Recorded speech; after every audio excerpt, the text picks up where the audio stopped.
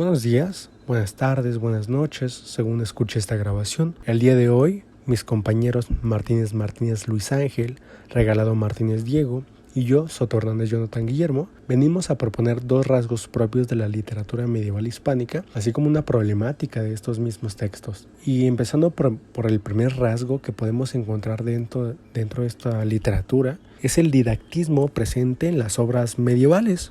Pues podemos encontrar que el didactismo es una forma práctica de enseñar, incluso enseñar de una forma particular, es decir, que este tipo de textos tienen un objetivo particular en cuanto que se presenta solamente literatura para nobles o para gente de la corte. Podemos encontrar algunos ejemplos. Por aquí tengo Corte de los Reyes Católicos, villancico de la página 714, que menciona: «Mas quiero morir por veros, de vivir sin conoceros. Es tan firme mi esperanza, que jamás hace mudanza, teniendo tal confianza, de ganarme por quereros. Mucho gana el que es perdido, por merecer tan crecido, y es victoria por ser vencido, sin jamás poder venceros». Fin. Aunque sienta gran tormento, gran tristeza y pensamiento, yo seré de ello contento, por ser dichoso de veros. De Juan de la Encina. Es decir, que aquí hay una especie de mensaje, y no solamente aquí, sino en diversas lecturas, acerca de aprender algo a pesar de la situación.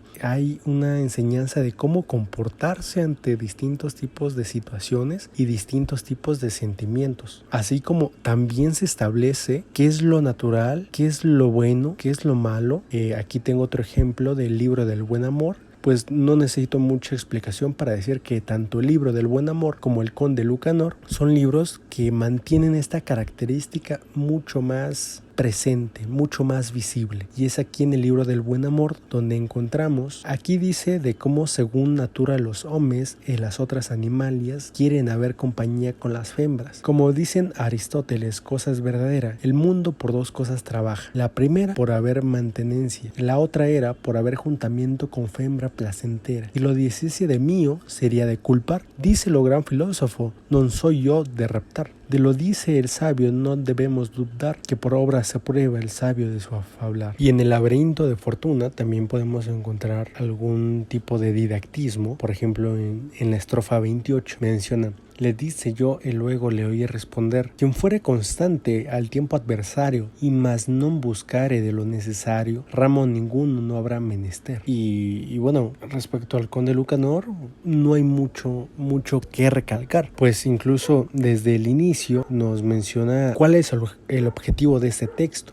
Y puso en él los ejemplos más aprovechosos que el sopo de las cosas que acaecieron, porque los hombres puedan hacer esto que dicho es. Y sería maravilla si de cualquier cosa que acaezca a cualquier hombre no fallara en este libro su semejanza que acaeció a otro. Es decir, mira, aquí te enseñamos, o aquí te mostramos estos casos donde sucedió tal cosa, y pues tiene el fin de dar una enseñanza. También podemos resaltar el uso de recursos que se tiene. Por ejemplo, tenemos en el libro del Buen Amor el puercénex, que es este niño viejo que pues es aquel niño que tiene una habilidad para aconsejar increíble. Es un escuincle, pero es un sabio que sabe de cualquier cosa, que sabe de muchas cosas al menos, y que si bien es capaz de aconsejar, de dar una enseñanza al personaje en turno, también es capaz de aconsejar y dar una enseñanza al lector en sí. Entonces, pues bueno, esta es una característica bastante presente en este tipo de textos.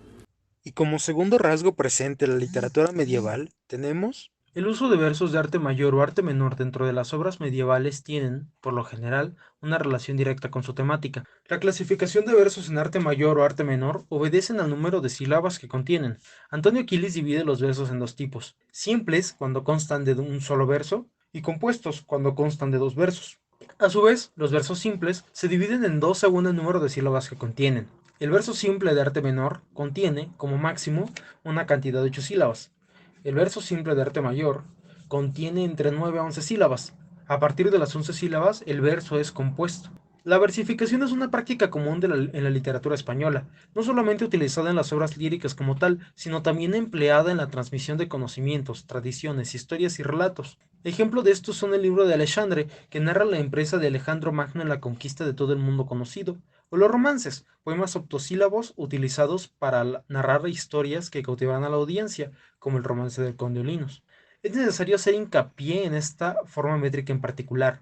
Los romances, poemas antes mencionados, son la forma métrica más antigua de la poesía española.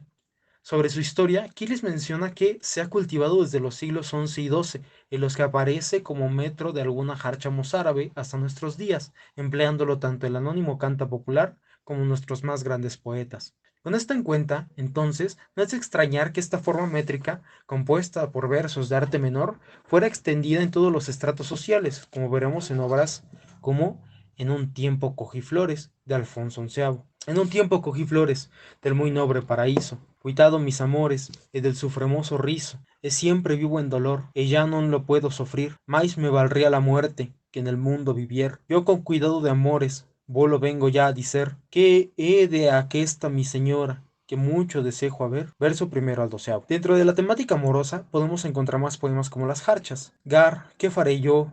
¿Cómo vivré yo? Est al Javío espero, por él murré yo. Dime, ¿qué haré? ¿Cómo viviré? A este amado espero, por él moriré. Jarch 11. Las cantigas de amigo. Vayamos, Irma, vayamos dormir. Nas ribas do lago, eu andar vi, a las aves meu amigo. Vayamos, hermana, vayamos a dormir. A las riberas del lago, donde yo vi andar a casa de aves a mi amigo. Cantiga 51. Y villancicos. Quien amores tiene, ¿cómo duerme? Duerme cada cual como puede. Quien amores tiene de la casada, ¿cómo duerme? Ni la noche ni el alba. Duerme cada cual como puede. Villancico 151. Estos tres ejemplos son recogidos de la selección de lecturas, literatura medieval española.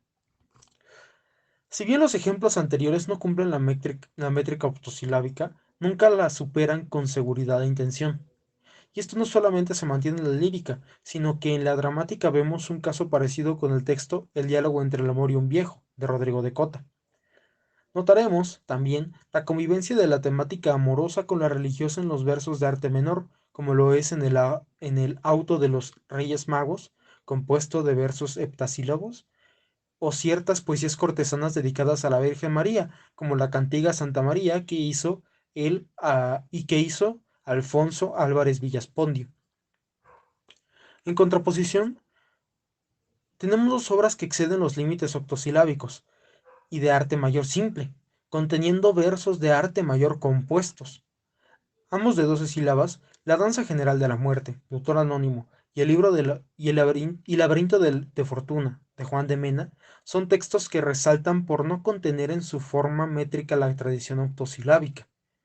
Ambos, el uno referido a una temática tabú como lo es la muerte, y el otro de corte filosófico-político, se separan, junto con sus metros, de la temática amorosa religiosa que podemos encontrar en las obras poéticas antes mencionadas, y de los romances.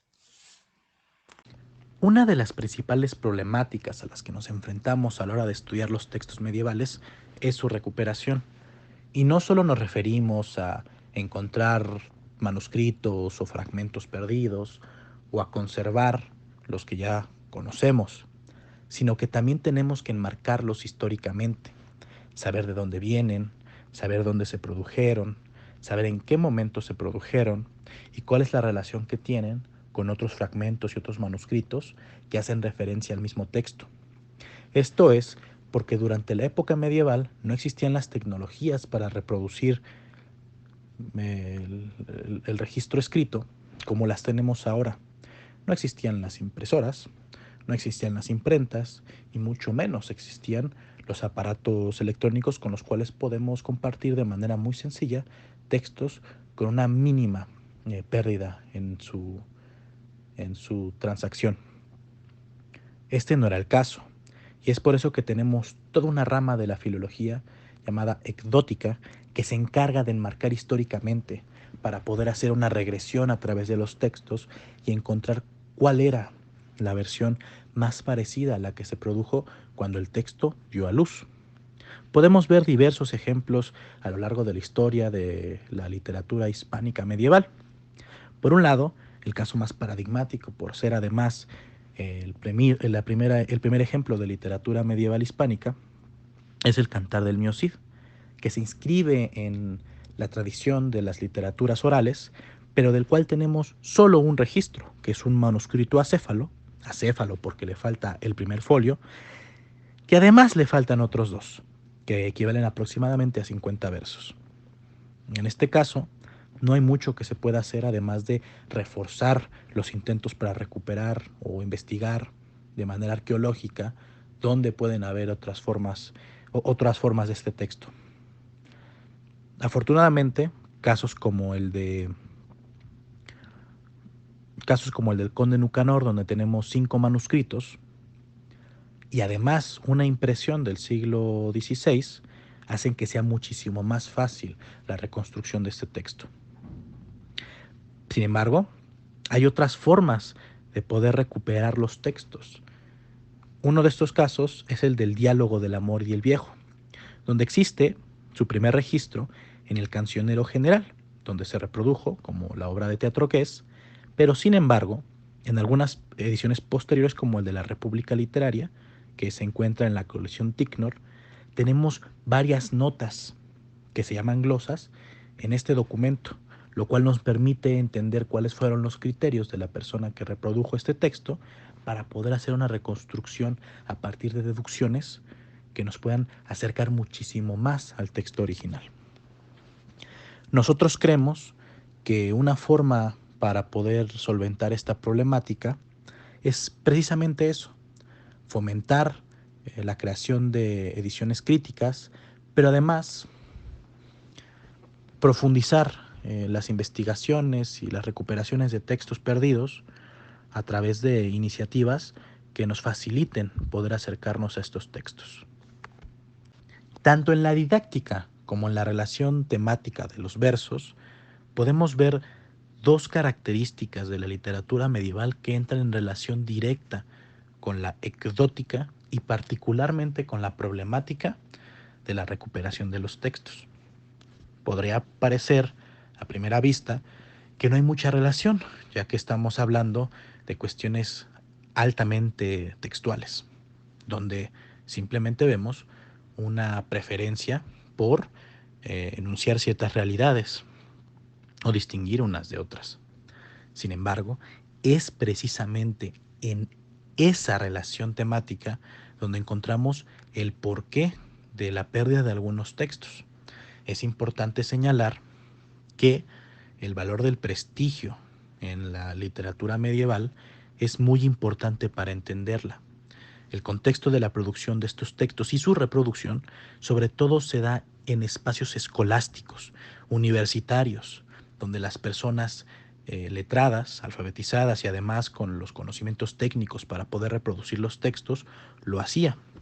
Si nos damos cuenta, la didáctica era muy importante, no solo como una mera característica que estaba en los textos, sino que era esencial porque los textos tenían una función social inmediata.